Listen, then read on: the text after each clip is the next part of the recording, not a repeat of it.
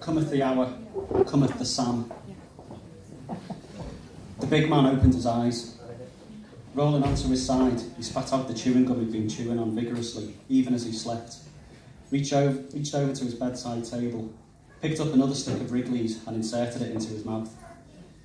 After a few chews, he attempted to lift his body off the mattress, but held down by the sheer weight of his own genius, was unable to do so. He reached over to the bedside table again and pressed the buzzer marked Sammy. Within seconds, a small, perfectly rounded ball of human literally rolled into the room, coming to a stop at the side of the bed. From this rotund creature emerged a head, 2 hands and 2 feet. "Lift me up, will you, Sammy? I'm stuck again." "Yes, Sam." "It's Mr. Allardyce to you, you little scouse prick." "That old boss, you hear me?" "Yes, boss. Sorry, boss." "Right, now fucking lift me up, will you?" Sammy used the hoist to lift his lord and master up from the silk sheets of his 4-poster bed and carried him through to the bathroom. Carefully, he lowered him onto the reinforced, gold-plated toilet to perform his morning bowel evacuation, a process which, given the impacted state of his colon, usually took upwards of an hour. As he strained to squeeze out the first monstrous log, a small jet of urine erupted from his penis, still in a state of morning semi-erectness, and landed on his thick inner thigh. As always, Sammy found this intensely erotic, but averted his eyes respectfully. When he raised them again, his master was looking at him, his face reddened and focused, until there was a heavy, telltale sploosh from the bowl. "You too, Sammy," he said, pointing to the miniature version of his own toilet, positioned just a few feet away. "But boss," Sammy said, "I don't need to go." "You'll fucking shit when I say you shit. Now sit down." "Yes, boss." Downstairs, at an enormous dining table of glass 3 inches thick, Allardyce finished his breakfast, comprising of the meat of various rare and exotic animals, and gazed out of the window of his castle. He had acquired this castle with severance pay received after his dismissal from his most recent post as Azerbaijani national coach. The breadth of his domain was vast and beautiful, and yet there was disquiet in the heart of Allardyce. Disquiet not caused by the Herculean consumption of red meat. Once again, he summoned his loyal, rounded manservant. "What is it, boss?" "Sammy, lad, it's time. Assemble the team." Descending into the bowels of the castle, Sammy Lee tapped the security code into the control panel and waited for the screen to flicker to life. When it did, he was greeted, as expected, by the face of Ray Parlour, standing beside a giant flotation tank. "Sammy, me old son, is it time?" "It is, Ray, it is. It's time to drain the fluid." Parlour nodded solemnly and performed the duty with which he'd been tasked.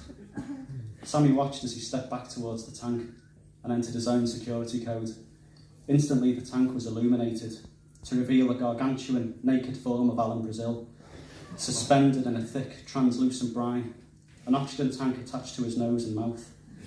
Parlour entered another code and the thick brine began to slowly drain away. He opened the door at the side of the chamber and entered, removing the oxygen. "Is it time?" Brazil asked, gasping for breath. "It is, Alan, it is." He turned back to the screen. "Tell the big man we'll be there. You just tell us when." Meanwhile, in a Doha penthouse, Richard Keys stood in his bath as Andy Gray sprayed his body with a shower head. "You need to get the scouring brush again, Andy. The faeces has become even more matted in my chest hair than usual." "Jesus Christ, son. I wish you'd find yourself a more wholesome hobby. Wait while I get the brush." But he was stopped in his tracks by the alarm. The alarm that meant only one thing.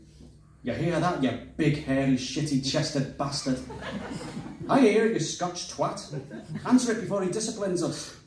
Gray turned off the alarm and activated the communication console, to be met by the sight of an empty room on the screen. Gray and Keys looked at each other in confusion. "Hello?" came a disembodied voice from the screen. "Are you there?"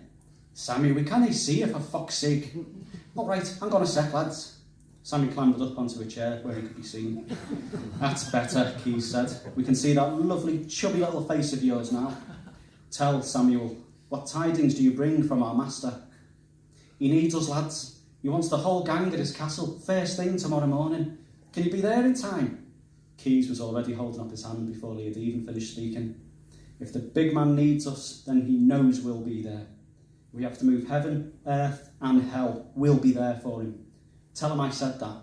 Aye, tell him I said that too. Tell him, say Andy says whatever the big man needs, that big man gets. You tell him I said that, all right, Sammy? Just be there, lads. I don't know what he's got brewing, but I think it's something big, something special. Whatever the big man has planned, it's always something special. You tell him I said that, right? Tell him Richard said, oh, don't he be such a fucking kiss-arse, Richard. The big man has no fucking time for kiss-arses, does he, Sammy? Tell him I said that, wee man. Tell him, well, just fucking be there, okay?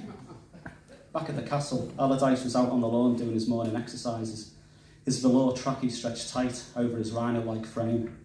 Sammy came rolling down the steps excitedly, to be greeted by the sight of the boss doing his final hamstring stretches, further constricting his tracky bottoms across his colossal arse.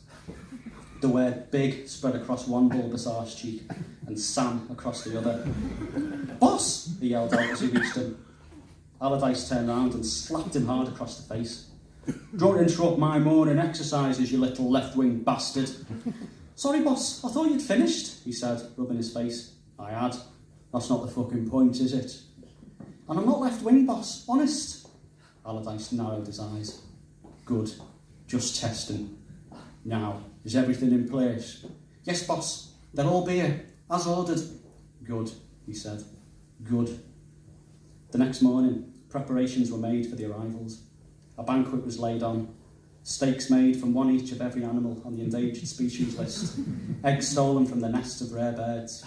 And as each chauffeur-driven car pulled into the driveway, scantily clad women handed out pints of white wine spritzer and led the visiting dignitaries into the main hall. Seated at the head of the table was the man they'd all come to see, the man who had never been relegated in his career, who was revered by each of them, the man who inspired unquestioning devotion from all present. Gentlemen, he said, standing as they were each guided to their seats, welcome. You're probably all wondering why I've called you here today. Well, chaps, I'll get right to the point. It's because there is a pestilence upon this land, this once great nation of ours. And this pestilence presents itself in many forms. Already, those assembled were nodding their heads in agreement, mumbles of approval spreading through the room. Just look around you, lads. What do you see? Feminist Ramona TV presenters, transgender newsreaders, foreign coaches treated like royalty. He began circling the table as he spoke, patting the shoulders of his guests for emphasis, as he began to slowly work the room up into a frenzy. The low mumbles of approval were now building up into something far more potent. Alan Brazil had begun to swell with rage, to the point that Parlour had to open the tap in Brazil's flank and drain off some of his fluid into several pint glasses. Can I have a bit of that? Asked Neil Warnock, as the last of the fluid drained. Of course, Brazil said, and Parlour handed him one of the glasses and watched as he took a big swig. Nectar, Warnock said, and handed the rest of the fluid to Tony Pulis. Allardyce continued. You can't say a bloody thing without being accused of being racist, homophobic, misogynistic and God knows what else. Poor Andy and Richard here lost their jobs just because some uppity tart of a makeup girl didn't like being sexually harassed whilst doing their job. And you know what now? Bloody female presenters on Sky Sport and even on our sacred match of the day. The horror! Richard Key shouted, clutching his heart and doubling over in pain. Disgusting, he managed to shout as his heart threatened to give out. I know Keysy, lad, Allardyce said, resting a firm hand on the shoulder of his stricken friend.